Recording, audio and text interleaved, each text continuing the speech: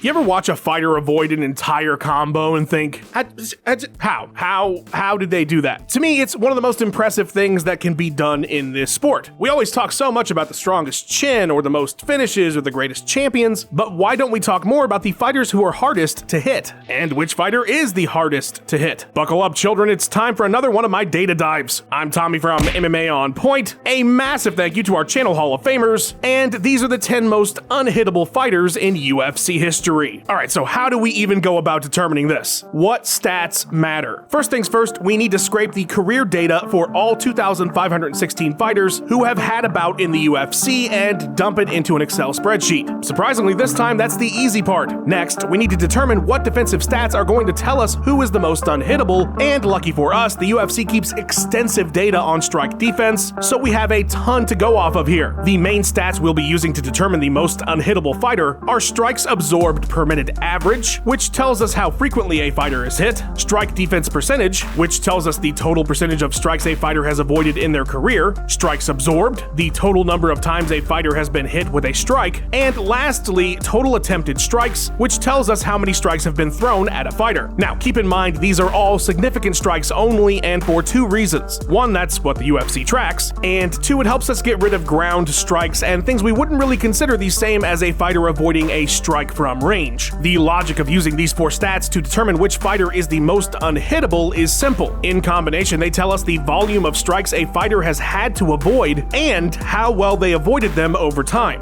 One without the other simply wouldn't work. If we looked only at the highest percentage avoided, the most unhittable fighter in UFC history would be Abdul Karim Edilov, a man who only ever had a single UFC bout in 2017 in which he managed to avoid 12 of 13 strikes. And if we only consider volume, Max Holloway has avoided 3,051 strikes, more than any other fighter ever. But that's just 59% of all strikes thrown at him, meaning he's been hit over 2,000 times, which is also the most of any fighter ever. But by considering all these stats together, we can determine which fighters are being both hit the least and have had to avoid the most. It's pretty straightforward, right? Now, there are definitely some qualitatives to consider, like the strength of opponents and such, but we'll get to those as we explain the logic of each entry. Alright, let's do this shit. Number 10, Kenny Florian. The commentator? That's right, Kenflo wasn't even on my radar as it comes to fighters who might belong on this list, but that's why you run the numbers. It was incredibly hard to choose who made the cutoff for this video, and I will go over honorable mentions later, but what got Florian on here over other fighters was his high strike defense rate of 63%, which will be better than our number 9 entry and as good as our fighter at number 8. Over Florian's 17 UFC bouts that saw him in 3 title fights, Kenny managed to avoid 589 of the 935 strikes thrown his way and was only getting hit with 1.85 a minute. Only ever finished in the tough finale by Diego Sanchez, likely because he only absorbed 346 significant strikes over his career, the 5th lowest on our list. He may not have come immediately to mind, but the stats don't lie. Florian is elite. Number 9, Lyoto Machida. The Dragon was a fighter I fully expected to be on this list by reputation alone. He's the elusive karate guy, but he nearly didn't make it because of his 61% strike defense rate, which is the lowest of anybody in our top 10, but he has had more fights than anybody on this list at 24. He has seen the most diversity in opponents, fought at nearly the top of the card his entire career, including 5 title fights, and is only one of 5 to make this list to have over 1,000 strikes thrown at him with 1185, with a strong strikes absorbed rate of 1.57. To put that in perspective, the UFC average is 3.4, and a total of 723 strikes avoided. The Dragon has been exceptionally good at not getting hit, and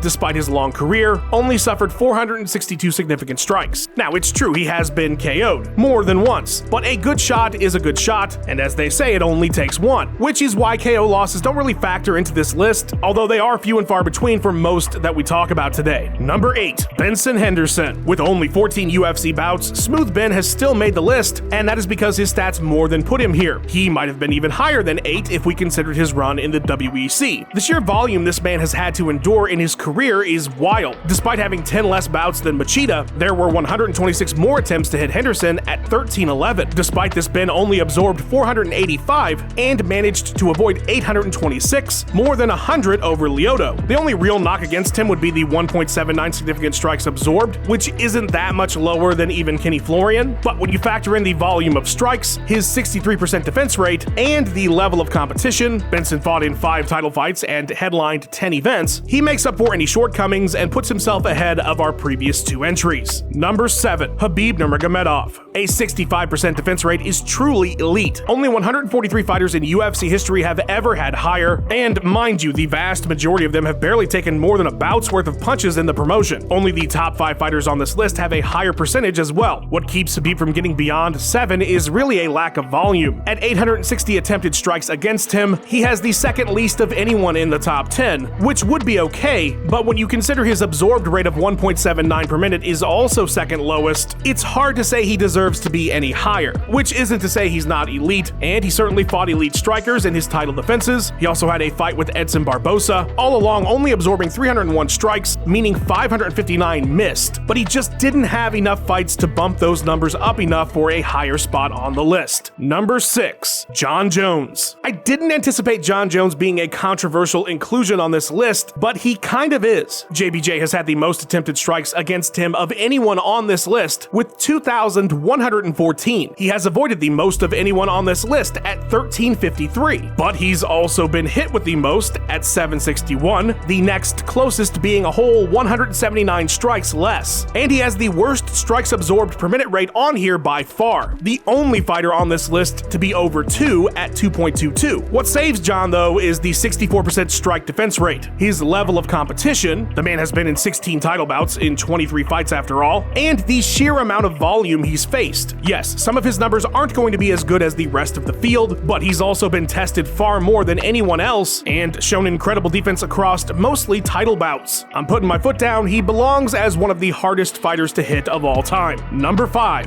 Gegard Mousasi. From one controversial choice to another. First, the good stuff. Mousasi has a strikes absorbed per minute rate of 1.21. That is the best of any fighter on this list, and it's about as good as it gets for any fighter that has actually ever been in a decent amount of fights. He also boasts a crazy 68% strike defense rate. Only 3 fighters on this list are higher. So where is the controversy? Well, he's only ever had 522 strikes thrown at him, which is the lowest in the top 10 by 278 strikes. Yeah, so technically he's absorbed the least of anyone on this list as well with 167, but he's also made the least miss at 355. Jones has 1,000 more than that. Context is important though. In essentially all 12 of Gegard's UFC bouts, he was fighting elite talent, and while earlier I couldn't justify putting Khabib higher for the lack of volume, the ridiculousness of Mousasi's strikes absorbed rate and defense percentage make him a stronger case even with less data. Not to mention the guy left for Bellator on his own accord. He has had 10 more fights since he left. I would venture to guess that had he stayed in the UFC, he might be in the argument for number 1, which is why he's certainly deserving of at least number 5. And again, I'm putting my foot down, Gegard stays. Number 4, Ryan Bader. When DC said he wanted the easiest fight in the light heavyweight division, somebody should have told him how hard it is to hit Ryan Bader. We have reached stupid levels of strike defense here. 71%. That is just absurd. It's the second best on this list. He only gets hit at a rate of 1.39. Only Mousasi and our next entry are better there. The only knock against Ryan is really that in 20 fights he never competed for a title, but he still fought a ton of elite strikers, and he made them miss a total of 698 times out of 983 tries. Just truly phenomenal. Bader only took the damage of 285 strikes during his run. That's probably why he was so fresh to go dominate Bellator. Not really a ton to say here like the other entries. Just, yeah man, Ryan Bader is very hard to hit. Number 3, Phil Davis. Like Bader, I didn't really expect to see Phil Davis on this list, probably because he only had 13 bouts and never competed for the title, but he did come close twice and was certainly fighting very high-level talent throughout his run. Mr. Wonderful's ridiculous 72% strike defense rate is tied for the best on this list, and is the 30th best ever behind a bunch of fighters with about 20 strikes to their name. He also sports the 3rd lowest strikes per minute average of 1.33. These insane numbers more than make up for his relative lack of volume, as he only ever dealt with 800 strikes, absorbing 224 584 and making 576 miss. While the shortness of his run and lack of more title-level fights keeps him from the top spot, during his UFC run, Davis was about as unhittable as it gets. Number 2, Demetrius Johnson. So a few of DJ's stats here are lesser than the other fighters in the top 5, but he more than makes up for that with his 18 fights, most of which were for titles, and the sheer volume he has had to contend with over his time in the UFC. With a strikes absorbed per minute average of 1.66 and strike defense percentage of 67, 3 lesser fighters have had better stats, that being 3 men we just talked about, Mousasi, Bader, and Davis. But where he shines over all of them is the massive volume discrepancy. 1,764 attempted strikes against this man. That's an insane number, only beaten by Jones and our number 1 entry. 1,182 of those missed, and 582 he absorbed. Given the length of his run, the amount of strikes, and the high-level fights in which he competed, Mighty Mouse was a no-brainer for the number 2 spot. Now, before we get to our most unhittable fighter, a brief honorable mention section, aka a few fighters I just couldn't justify putting on here, and a few fighters you're probably expecting whose absence I'm going to explain. 2 guys that kept popping up in the data that were unexpected was Randy Couture and Melvin Gillard. Unfortunately though, at a 59% strike defense rate for Randy, and overall lower volume than a lot of the field, it was a bit hard to justify his placement. Gillard suffered these same volume issues and just didn't really fight the same level of guys as the rest of the list. Fighters you were probably expecting: Anderson Silva? No, 2.05 strikes absorbed per minute average. A 60% strike defense rate. Yes, he got a lot of volume over his 25 fights, but those 2 stats just aren't going to make the cut on this list. Israel Adesanya? Even lower, 56% strike defense and 3.11 absorbed per minute. That's nearly average. Sean Strickland is at 4.33. That is below average and disqualified him with his lower strike defense percentage of 62. Islam Makhachev has a very impressive absorbed rate of 1.27, but lacks volume and has a defense percentage of just 61. So there you go. Hopefully that was all the guys you were thinking of that didn't make it. The good thing about this list, though, is we can argue all we want about 10 through 2, but I think everyone will be in agreement that the most unhittable fighter is clearly the guy we have at number 1, Georges St-Pierre. GSP's numbers are just stupid across the board. This was so easily the choice for number 1. Let's start with his strikes absorbed per minute average. 1.4, that is by far the best of any fighter in UFC history with the kind of volume of strikes that St-Pierre has faced. It is not even close. He ties Davis for the best strike defense percentage of 72, which again, considering that GSP has nearly 1,000 more strikes defended than Davis, it's just insane. Over his 22 bouts, of course, St-Pierre fought in 15 title fights, so you're talking about the elite of the elite. 1,771 attempts against him, 1,275 missed. Again, that is ridiculous. He only absorbed 496 over the course of his run. He meets all the criteria we laid out at the start: a high volume of strikes, and more consistently than anyone else, avoided them at a higher rate for a longer period of time. Any way you cut it, GSP is the most unhittable fighter in UFC history.